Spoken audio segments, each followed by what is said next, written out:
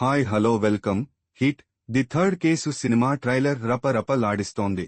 ఈ సినిమా ఖచ్చితంగా హిట్ కాబోతోంది అని నాకనిపిస్తోంది.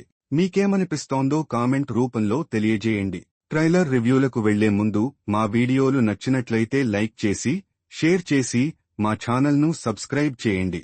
నాని గారి ఫాన్స్ కు పండగలా hit the third case cinema ఉండబోతోంది. హిట్ 1, హిట్ 2 కన్నా ఈ సినిమా పెద్ద రేంజ్ లో తీశారు. ఆ రేంజ్ లో హిట్ అవుతుందేమో అనిపిస్తుంది. ఇవన్నీ ఎందుకు చెప్తున్నానంటే నాని గారి క్యారెక్టర్ ఆల్ఫా రేంజ్ లో ట్రైలర్ లో చూపించారు. క్రిమినల్ ఒక ఇంటర్ స్టేట్ కు చెందిన వ్యక్తిగా చూపించారు. సినిమాలో హీరో ఆ క్రిమినల్ కోసం దేశం మొత్తం జల్లెడ పడతారు అన్నట్టు చూపించారు. ఈ సినిమాలో నాని గారి వైలెంట్ అనదర్ మోడ్ లో ఉంది.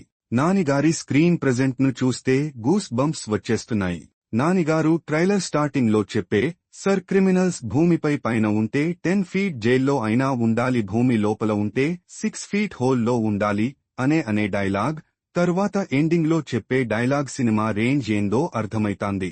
చాగంటి గారి ప్రవచనాలను ఈ సినిమాలో బాగా వాడుకున్నట్టున్నారు.